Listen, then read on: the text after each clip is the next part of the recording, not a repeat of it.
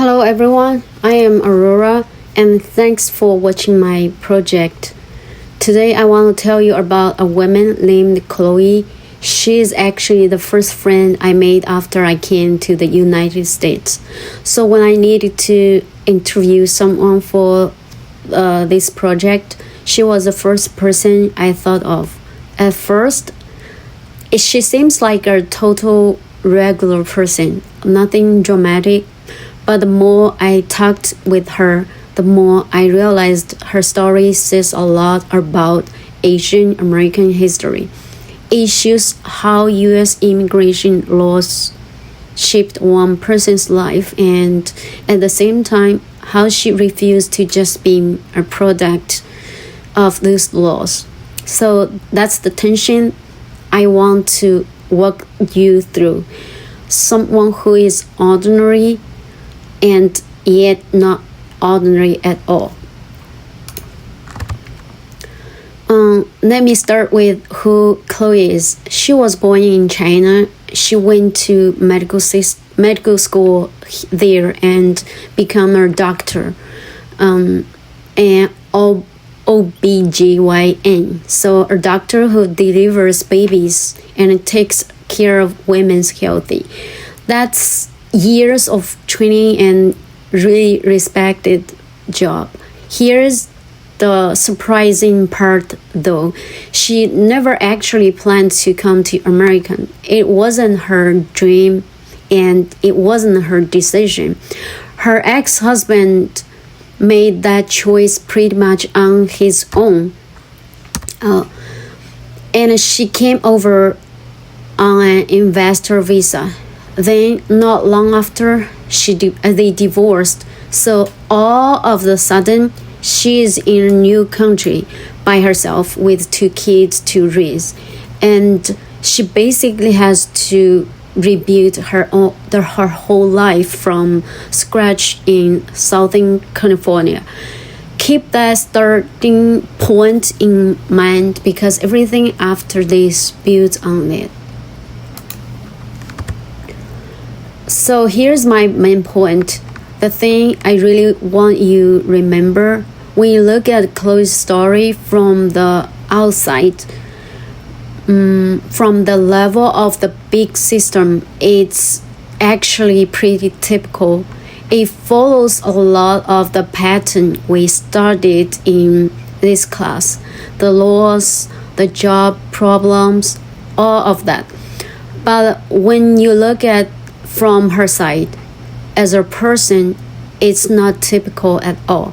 She took a move she didn't even choose, something that was kind of forced on her, and she turned it into her own fresh start. So this whole presentation is going to go back and forth between those 2 levels, the system and the person. So first, why was she even able to come to the U.S.? This is where the history comes in. For a long time, U.S. law basically kept Asians out. Then it slowly opened up. In 1943, the Magnuson Act ended Chinese exclusion, so Chinese people could immigrate again, at least a little. In 1952, another law dropped the race rules for becoming a citizen. In 1965, in 1965 was the really big one. The Immigration and Nationality Act got rid of the country quotas. And that's what truly opened the door for people from Asia. But here's the detail that matters. That 1965 law mostly favored people with the skilled and education, like doctors, engineers, and scientists. And then in 1990s, they added an investor visa, which basically lets you come if you have money to invest. the investor visa is the path Chloe took. So think about that for a second. She was a doctor, but she didn't came as a doctor. She came because she had money. Her job and her way into the country were two totally separated things. And that's going to matter a lot on next what I'm going to talk about. So what happened when she got here? Because she had money, she was able to buy her house pretty fast. In about 10 weeks, so on paper, smooth start. But here's the thing, her family did not help her. In class, we talk a lot about how immigrants lean on their community, relatives, people from back home to get settled.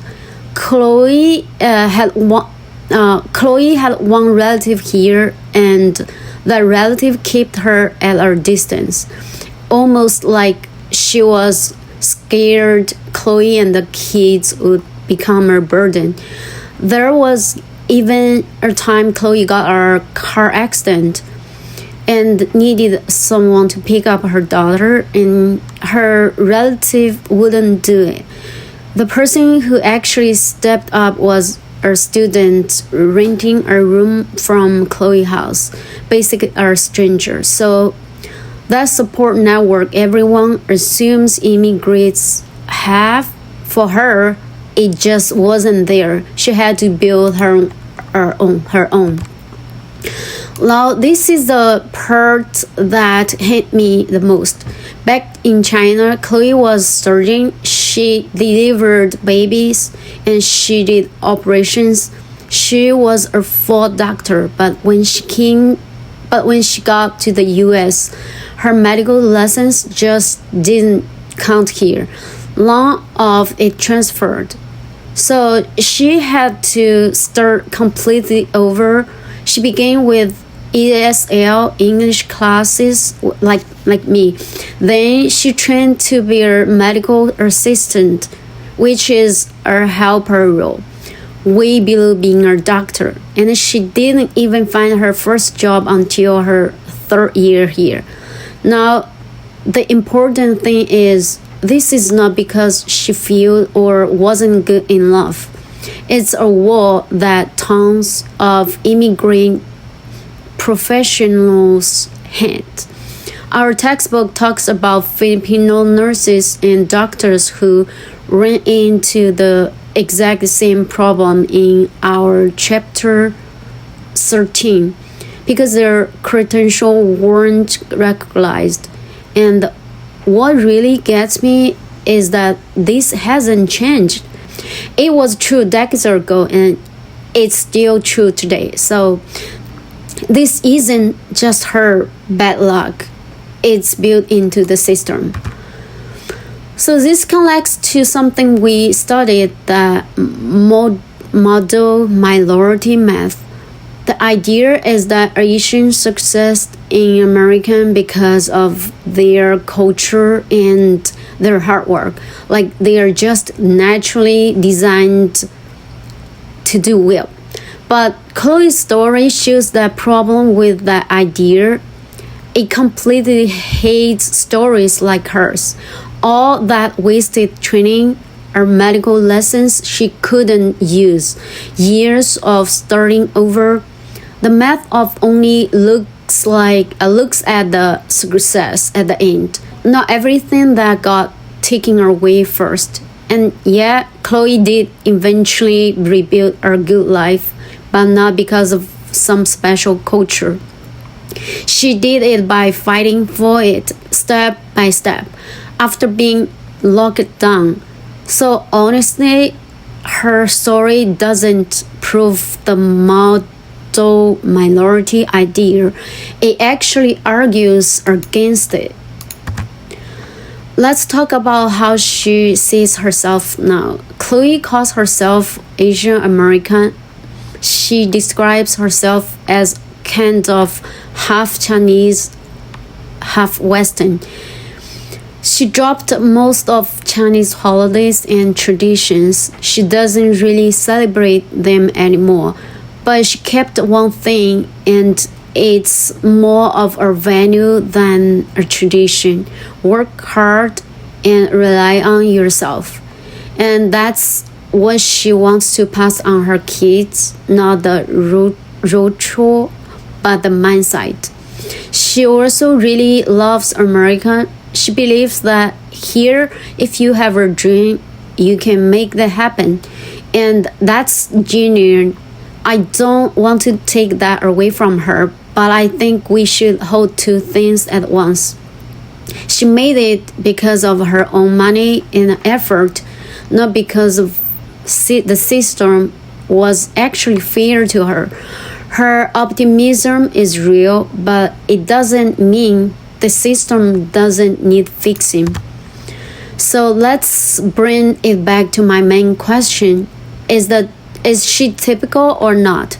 From the system side, yeah, she's pretty typical.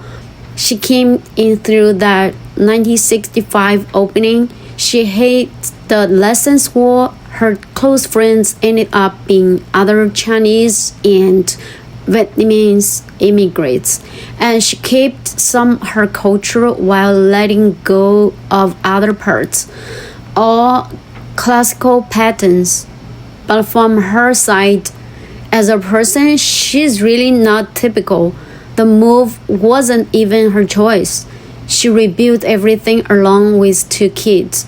She chose to drop traditions on purpose, and at the end of the day, she cares more about being herself than about money or status. So she's both at once, and that's the whole point of my project.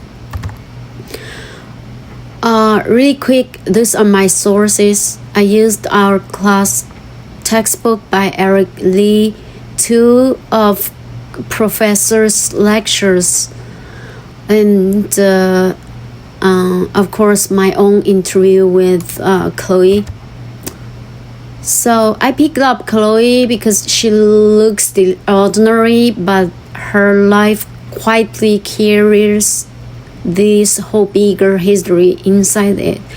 The laws set the stage. They decided when and how she could come and what she would lose. But what she did with all of that was her own. My favorite thing she said was, "My greatest gain in America is that I can be myself."